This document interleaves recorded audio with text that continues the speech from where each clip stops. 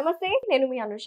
మోకాళ్ళలో గుజ్జు పెరగాలంటే చాలా సింపుల్‌గా దొరికే మన కిచెన్‌లో దొరికే ఐటెమ్స్ తోటి మనం పెంచుకోవచ్చు అంటున్నారు. సో, ఈ ఇంగ్రీడియెంట్స్ చూస్తే మీరు ఖచ్చితంగా అవాక్ అవుతారు. మోకాళ్ళలో గుజ్జు పెరగడానికి ఏమేం కావాలి? ఆ ఇంగ్రీడియెంట్స్ ఏంటి? మేడంతో మాట్లాడి మరిన్ని విషయాలు తెలుసుకుందాం. హలో మేడం, ఎలా ఉన్నారు?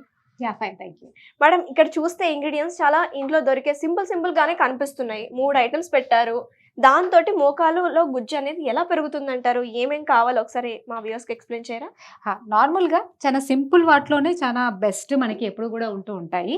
సో దీంట్లో మనకి కావాల్సిన ఇంగ్రీడియంట్స్ ఓన్లీ 3 మాత్రమే. వీటిని మనం రెగ్యులర్‌గా ఒక మెడిసిన్ లాగా మనం చేసుకొని ఒక 3 మంత్స్ తీసుకున్నట్టయితే డెఫినెట్‌గా మోకాళ్ళలో గుజ్జు అనేది ఖచ్చితంగా డెవలప్ అవుతుంది. ఎందుకంటే మా ప్రాక్టీస్‌లో చాలా మంది పేషెంట్స్‌కి మనం ఇది ఇచ్చున్నాం. ఎవరికైతే సర్జికల్‌గా మోకాళ్ళ మార్పిడి శస్త్రచికిత్సనే చేయాలి అన్న వాళ్ళకి కూడా సింపుల్ గా ఈ కషాయాన్ని వాడుతూ కొన్ని రకాల ఎక్స్టర్నల్ ఆయిల్స్ వాడడం వల్ల వాళ్ళందరూ కూడా బెనిఫిట్ అయ్యారు. సో ఆ ఎక్స్పీరియన్స్ తో చెప్తున్నాను. సో ఇది మా గురువు గారు చెప్పారు నాకు నార్మల్ గా. సో మైసూర్లో తను కాలేజ్ ప్రిన్సిపల్ అన్నమాట. సో తను ఒక అనువంశిక డాక్టర్ దగ్గర ఇది తెలుసుకున్నారు. సో ఈ ఫార్ములా చాలా చాలా బెనిఫిట్ పొందినారు దీనివల్ల అందరూ. తన నుండి తెలుసుకున్న తర్వాత నేను చాలా మందికి చెప్పాను అండ్ మన దగ్గర కూడా నేను చాలా సార్లు దీని గురించి వివరించాను. సో ఈ రోజు మనం దీని గురించి ఇంకొంచెం డీటెయిల్ గా తెలుసుకుందాం. సో ఇంత సింపుల్ ఐటమ్స్ మేడం, చూడడానికి 3 ఇంగ్రీడియంట్స్ ఉన్నాయి. దీంతోటి మనం రోజు తీసుకోవడం వల్ల మనకి మోకాళ్ళలో గుజ్జు అనేది పెరుగుతుందంటారా? అసలు ఆపరేషన్స్ వరకు లేకుండా ఆ స్టేజ్ వరకు వెళ్లకుండా కాపాడుతుందంటారా? డెఫినెట్ గా అదే నేను మీకు చెప్తున్నాను. ఇంతకుముందు మనకి ఆపరేషన్ అవసరం ఉన్న వాళ్ళు కూడా ఫైనాన్షియల్ గా వాళ్ళకి డబ్బులు లేకపోవడం వల్ల లేదా వేరే వాళ్ళు రిఫర్ చేయడం వల్ల మన దగ్గరికి వచ్చిన వాళ్ళకి మనం చాలా మందికి దీన్ని అడ్వైస్ చేసాం. సో ఇది వాడడం వల్ల రెగ్యులర్ గా ఒక 3 మంత్స్ వాళ్ళు వాడుతూ కొన్ని రకాల just normal minimum internal medicines వాడుతున్నట్టయితే డెఫినెట్ గా ఎలాంటి సర్జరీ అవసరం లేకుండా వాళ్ళకి మోకాల్లో గుజ్జు అనేది నార్మల్ వేలో ఖచ్చితంగా వస్తుంది. ఓకే, ఒక్కసారి ఎక్స్‌ప్లెయిన్ చేయడం మేడం, నేను కూడా చాలా ఎక్సైటింగ్ గా ఉన్నాను. నార్మల్ గా దీనికి కావాల్సింది ఏం లేదు, 3. సో దీంట్లో మనకి ఏంటంటే ఫస్ట్ మెంతులు. సో మనం ఎక్కువ తీసుకునేది దీంట్లో మెంతులు. అంటే మెంతులు 100 గ్రామ్స్ తీసుకుంటాం. సో మెంతులు అనే దాంట్లో చాలా బెనిఫిట్స్ ఉంటాయి. మామూలుగా అందరికీ తెలుసు హెయిర్ లాస్ లో మనము దీన్ని బాగా మెంతుల్ని వాడుతూ ఉంటాం. ఎవరు చూసినా కూడా మెంతుల్ది హెయిర్ లాస్ హెయిర్ ప్యాక్ వేస్తూ బట్ దీంట్లో ఏంటి అంటే దీంట్లో గుజ్జు పెంచే స్వభావం ఉంటుంది. ఎక్కడైనా కూడా మనకి ఒక టైప్ ఆఫ్ స్లైడింగ్ నేచర్, అంటే ఆయిలీ కంటెంట్ కావచ్చు, లూబ్రికేషన్ అనేది కావాలి అన్న దగ్గర, నరిష్మెంట్ ప్రోటీన్ అదంతా కావాలి అన్న దగ్గర మనకి మెంతులు మనం బాగా వాడతాము. సో ఈవెన్ వైట్ డిశ్చార్జ్ అవుతున్న లేడీస్ కి కావచ్చు, లేదా షుగర్ పేషెంట్స్ కి కావచ్చు, లేదా బాగా కఫం పెరిగిపోతున్న వాళ్ళకి కావచ్చు, అండ్ హెయిర్ లాస్ అవుతున్న వాళ్ళకి కావచ్చు. వీటన్నిటిలో ఏమవుతుందంటే మనకి ఒక రకమైనటువంటి బాడీలో ఉండాల్సినటువంటి కఫం కన్నా తగ్గిపోతూ ఉంటది. ఓకే, సో కఫం అనేది 5 టైప్స్ ఉంటది. సో నార్మల్ గా ఆయుర్వేదిక్ ప్రకారం శ్లేష్మం అంటారు, అది 5 టైప్స్ ఉంటది. సో దాంట్లో ఒకటి ఏంటి అంటే శ్లేషక కఫం అని చెప్పేసి మన మోకాళ్ళలో అండ్ సందులో, అంటే ఎక్కడెక్కడ మనకి జాయింట్స్ ఉంటాయో ఆ జాయింట్స్ అన్నిట్లలో ఈ స్పేసెస్ లో ఉండేదాన్ని శ్లేషక కఫం అంటాం అన్నమాట. ఎప్పుడైతే అది తగ్గుతుందో అప్పుడు మనకి మోకాళ్ళలో గుజ్జు అరిగిపోవడము, ప్రతి దగ్గర గుజ్జు అరిగిపోవడం చూస్తూ ఉంటాం. సో ఆ గుజ్జు అరిగిపోయినప్పుడు గుజ్జు పెంచే వాటిని తీసుకుంటే సరిపోతుంది, అంతే కదా.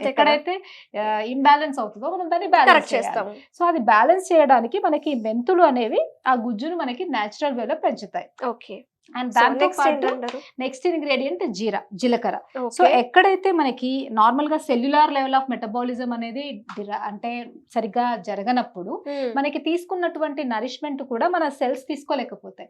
సో దాన్ని ఈ జీలకర్ర అనేది అక్కడ ఉన్నటువంటి ఎంజైమాటిక్ యాక్షన్ ని కొంచెం ఎన్హాన్స్ చేసి ఇది అబ్జర్వ్ అయ్యేటట్టుగా చేస్తుంది అండ్ బ్లడ్ ఫ్లోని టువర్డ్స్ ఆ ఆర్గాన్ దగ్గరికి పెంచుతుంది ఇది. ఓకే, ఇంకా ఎలాంటి ఉపయోగాలు ఉంటాయి మేడం జీలకర్ర తోటి? సో నార్మల్ గా జీలకర్ర అనేది యాంటీ ఇన్ఫ్లమేటరీ ప్రాపర్టీ ఉంటుంది. ఎక్కడైనా కూడా వాపు ఉన్నా కూడా, లేదా యాంటీపైరటిక్, జ్వరం ఉన్నా లేదా వాపు ఉన్నా, లేదా ఆ పర్టికులర్ ఇప్పుడు మనకి మోకాళ్ళలో వాపులు చూస్తుంటాం, చాలా మందికి మోకాళ్ళు అనేవి కూడా బాగా వాసిపోయి ఉబ్బిపోయి ఉంటూ ఉంటాయి. సో అలాంటప్పుడు ఆ వాపు అవి నొప్పి తగ్గించడానికి ఈ జీలకర్ర ఉపయోగపడుతుంది. అండ్ లాస్ట్ వచ్చేసి మిరియాలు. సో నార్మల్ గా ఆయుర్వేదిక్ లో మిరియాలను మనం ఏమంటామంటే బయో అవైలబిలిటీని ఎన్హాన్స్ చేస్తాయి. అంటే ఒక ఇంగ్రీడియంట్ ని స్పెసిఫిక్ పార్ట్ దగ్గరికి తీసుకెళ్లాలంటే ఒక వెహికల్ కావాలి. సో దాన్ని ఈ మిరియాలు చేస్తాయి. ఇప్పుడు ఈ రెండింటిని మనకి క్యారియర్ లాగా అబ్జార్ప్షన్ అనేది హెల్ప్ అవుతుంది. సో ఈ మిరియాలతో మనం ఇవ్వడం వల్ల ఇది కంపల్సరీ ఈ మెడిసిన్ అనేది ఆ పర్టికులర్ మోకాళ్ళ దగ్గరికి వెళ్ళి ఆ గుజ్జు పెరగడానికి ఎక్కడికైతే వెళ్ళాలో అక్కడికి వెళ్ళిన తర్వాత అబ్జార్ప్షన్ కి కూడా ఈ మిరియం అనేది మనకి యూజ్ అవుతుంది. సో నార్మల్ వేలో చెప్పాలంటే కెమికల్ గా జరిగే ఎంజైమేటిక్ యాక్షన్ ఇవి ఎన్హాన్స్ చేసి అబ్జార్ప్షన్ ని చాలా బాగా అయ్యేటట్టుగా చేస్తాయి అన్నమాట.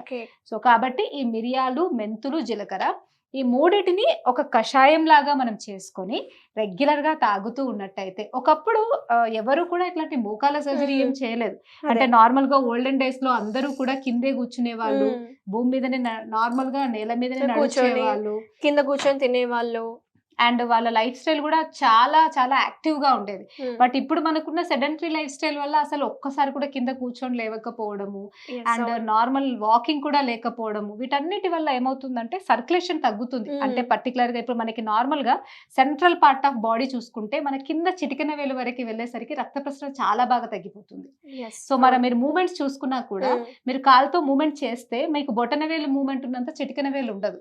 సో అలాగే మనకి అరగడం స్టార్ట్ అయిందంటే కింద నుండి అరగడం స్టార్ట్ అవుతుంది. అందుకే చాలా కామన్ గా మనకి ఫస్ట్ అరుగుదల ఎక్కడ అంటే మోకాళ్ళలో కనిపిస్తూ ఉంటది. అందుకే చాలా మంది మోకాళ్ళు అరిగాయి అని చెప్తూ ఉంటారు. అది మెయిన్ రీజన్. అది మోకాళ్ళు అంటేనే వేర్ అండ్ టైర్ పార్ట్ అంటారు కాబట్టి వాటికి పని చెప్పాలి. ఆ సర్క్యులేషన్ పెరిగేటట్టుగా మనకి పని ఉండాలన్నమాట. సో కాబట్టి నార్మల్ గా మనకి సర్క్యులేషన్ పెరగడానికి కొంతనన్నా ఫిజికల్ యాక్టివిటీ అనేది అవసరం. బట్ ఇవాళ రోజుల్లో మొత్తం సెడెంటరీ లైఫ్ స్టైల్ అయిపోతుంది. సో ఇలాంటి కషాయాలు తీసుకుంటూ కొంచెం ఫిజికల్ గా మనని మనం యాక్టివ్ గా ఉంచుకుంటేనే ఆ బ్లడ్ అనేది అక్కడికి వెళ్తుంది, కాబట్టి సర్క్యులేషన్ అనేది వెళ్తుంది.